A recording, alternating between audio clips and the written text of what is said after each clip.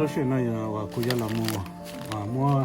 cô cho non chỉ cô nhiều, ok, cho non chỉ cô nhiều cho nó, cô giờ mua cho là mua yêu nè, ok, chứ cũng mua bê hảo cô giờ cho là mua ok, thì cô ní cho xin này cô ní cho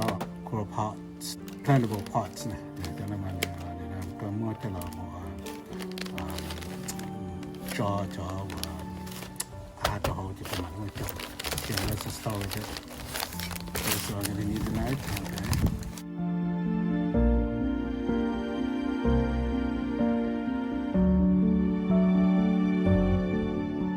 Okay, then mua bê cho giờ cũng mua cho bê cho cho nên cho nên mà biodegradable nên mà này giờ ý và cái cho là nó chạy vô nhá rồi cái chỉ cho một trò kia sữa nên là chỉ này organic materials nè này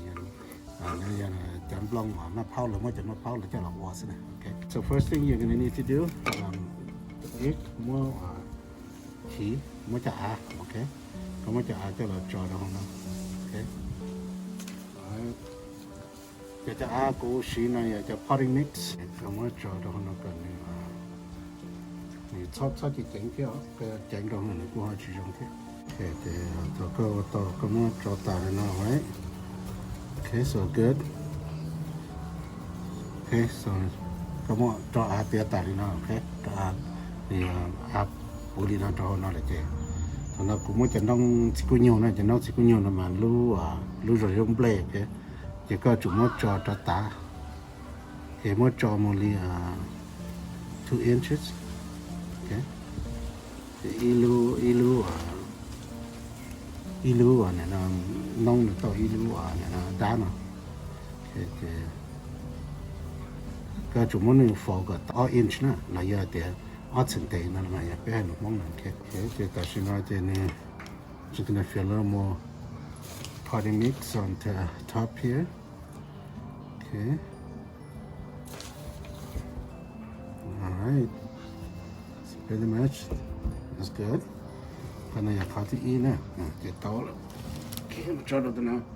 cái gì đây cần này dầu rong xương, ok cái potting mix nó mà này dầu đây rong xương rồi đấy chỉ có mấy cho mùa khơi đau dạng rồi cần này short xí này khi temperature cần nhau đi gì chọn degree thế này sẽ chỉ xả nông sẽ chỉ cầu yên thời đấy á ok nó giờ thở cơ qua ta chỉ này trong này nó nè áo khó tận nó chỉ này giàu chỉ có nhiều nè, cho nên chỉ có giống có thứ mấy này đêm chỉ là tất cả có đêm đâu mình chỉ cần tu dầu kiểu một trâu lúa đá này nè, lúa đá và nó đâu cái thứ nào mà giờ chấm mắc phao là mới cho lọc qua sữa, ok chỉ có cần dầu cần tu chỉ có mà cho một trâu đó lúa chờ sọ là chứ, so thầu to là cũng mà cho biết là sai rồi, ở trong đó thì mình còn có nữa.